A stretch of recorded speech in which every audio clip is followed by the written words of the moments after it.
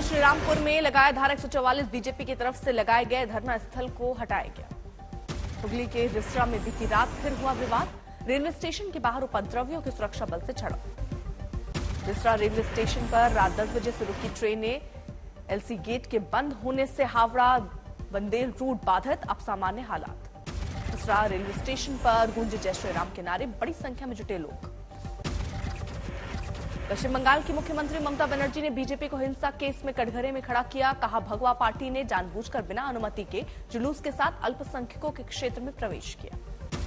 प्रदेश BJP अध्यक्ष सुकांत मजूमदार ने कहा, बीजेपी के लोगों ने न पत्थर चलाए न बम फेंका, ऐसा किसने किया ये देखा जा सकता है।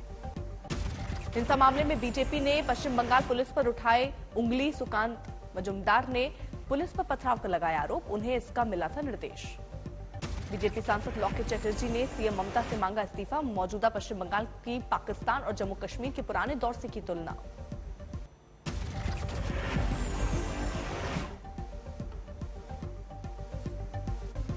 बिहार में हिंसा पर सियासत के बीच इफ्तार पार्टी में शामिल हुए नीतीश कुमार। बैकग्राउंड में लाल किले की दिखाई दी झलक।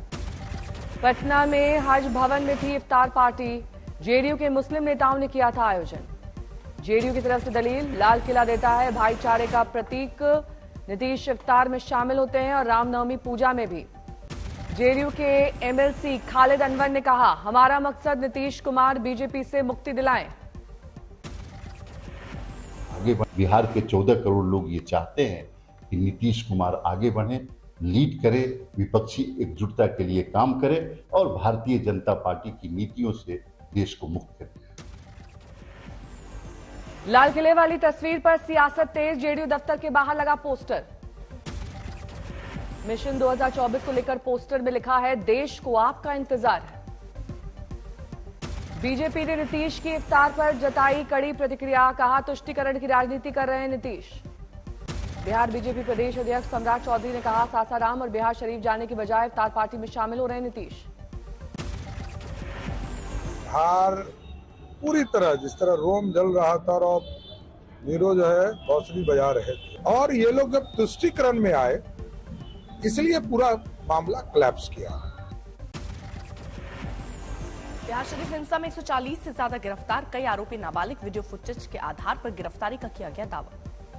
बिहार शरीफ में धारा 144 लागू, स्कूल कॉलेज अगले आदेश तक बंद। इंटरनेट सेवा पर भी रोक, बड़ी संख्या में फोर्स की तैनाती। सासाराम में उपद्रवियों से निपटने के लिए प्रशासन की छापेमारी, अब तक 50 गिरफ्तार। एएसबी की 2 कंपनियां, आरएएफ की 1 कंपनी को तारा गया। रामनवमी के मौके पर बिहार में हुई हिंसा के बाद सासाराम में 4 अप्रैल तक इंटरनेट सेवा बंद। पलायन की खबर को प्रशासन ने बताया अफवाह। बिहार शरीफ में निकाली गई सद्भावना रैली, दोनों समुदायों के लोग शामिल।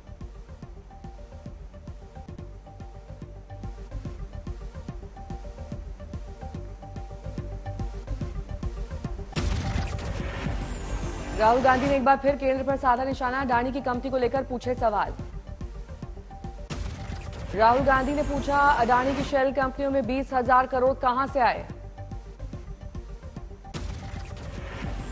है किसके हैं ये जो 20,000 करोड़ रुपए अडानी जी की शेल कंपनीज में हैं, ये किसके हैं? ये बेनामी है किसके? कांग्रेस मुख्यालय में एआईसीसी की बैठक, तमाम बड़े नेता पहुंचे।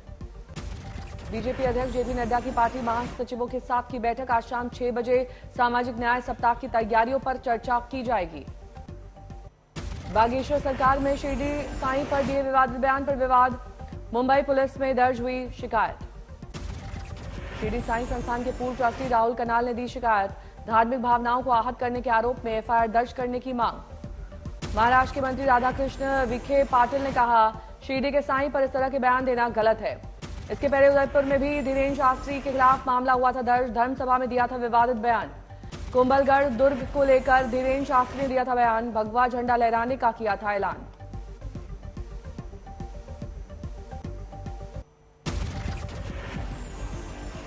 अखिलेश यादव ने किया ट्वीट, एनसीईआरटी के पाठ्यक्रम में से सूर्यकांत त्रिपाठी निराला की राम की शक्ति पूजा को हटाना आपत्तिजनक। अलीगढ़ के प्रोफेसर इरफान हबीब ने कहा, एनसीईआरटी और यूपी बोर्ड की किताबों से मुगलों का इतिहास हटाने से 200 साल की जानकारी शून्य हो जाएगी। लखनऊ के प्रोफेसर रविकांत के मुताबिक इतिहास में बदलाव भविष्य के साथ खिलवाड़।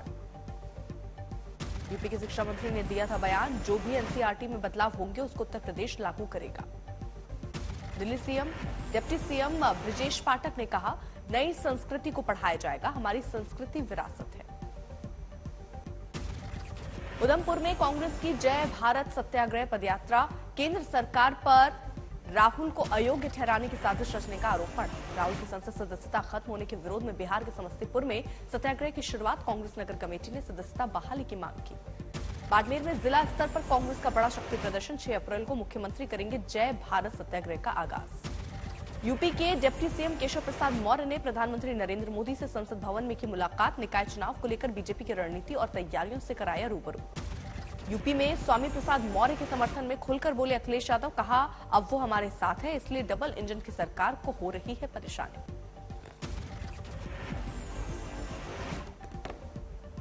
दिल्ली एनसीआर में बारिश के बाद बदला मौसम का मिजाज, अभी भी कई जगहों पर छाए हैं बादल। बेमौसम बारिश से गिरा पारा, कई इलाकों में जल जमाव। तड़के शुरू हुई थी झमाझम बारिश, दिल्ली के बारापुला फ्लाईओवर में जमा हो गया है पानी। दिल्ली के आसपास के इलाकों में हो रही है बरसात, रोहतक में तापमान 12 डिग्री नीचे गिरा। मौसम विभाग के मुताबिक हरियाणा के कई जिलों में पश्चिमी विक्षोभ की वजह से बारिश का अनुमान। मनाली में फिर बदला मौसम, जमकर हुई बर्फबारी, सड़कों पर बिछी बर्फ की चादर। मनाली में ताजा बर्फबारी से सैलानियों की बड़ी मुसीबत, अटल टनल के पास फंसी गाड़ियां। शिमला में आईएमडी ने अगले 48 घंटे बारिश और बर्फबारी होने की जताई आशंका, बढ़ सकती है ठंड।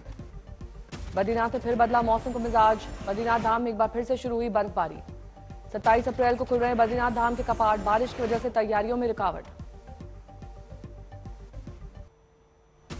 कानपुर के कपड़ा बाजार में लगी आग पर काबू पाना मुश्किल, 4 दिन बाद भी जुटी है टीम। दमकल की 7 गाड़ियां, 3 हाइड्रोलिक फायर फाइटर आग बुझाने की मुहिम में जुटे। 800 से 1000 दुकानें आग की चपेट में, 2000 करोड़ से ज्यादा का नुकसान। ओडिशा के क्योंझर में भी बाजार में आग, 200 से ज्यादा दुकानें आई चपेट में। कोयम्बटूर में बेड और सोफा बनाने वाली कंपनी में आग पर काबू पाना मुश्किल। दिल्ली पुलिस की अब तक सबसे बड़ी कामयाबी, देश से फरार हुए टॉप गैंगस्टर दीपक बॉक्सर को मैक्सिको के पास से पकड़ा गया। लॉरेंस बिश्नोई गैंग से जुड़ा हुआ एक गैंगस्टर दीपक बॉक्सर बिश्नोई के नेटवर्क से ने भारत से भागने में मदद की थी।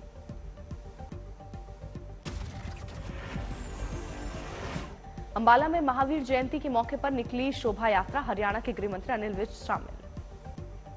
सीकर में महावीर जयंती पर भव्य शोभा यात्रा निकाली गई, ड्रोन से की गई पुष्प वर्षा। अयोध्या में शुरू हुई हेलीकॉप्टर सेवा, यूपी पर्यटन विभाग की इस पहल से श्रद्धालु खुश। अलीगढ़ में पूर्व फौजियों का प्रदर्शन, एक सम्मान पेंशन की मांग। डीयू के आईपी कॉलेज में लड़कियों से छेड़छाड़ मामले की जांच के लिए कमेटी का गठन, 1 हफ्ते में आएगी रिपोर्ट।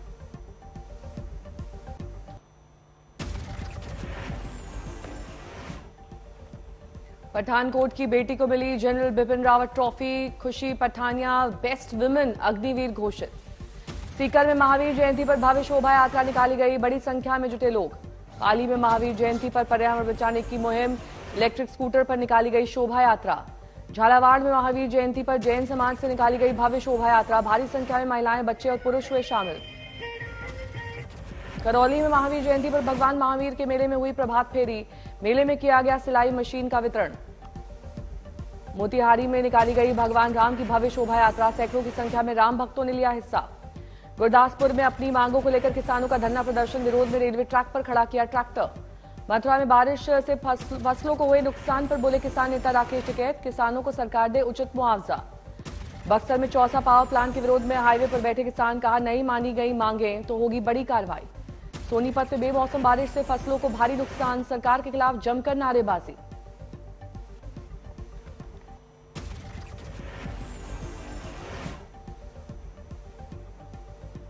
गुजरात के सीएम भूपेन्द्र पटेल ने G20 प्रतिनिधियों के साथ सूर्य मंदिर का किया दौरा, सजावट में की गई लाइट और साउंड शो देखा।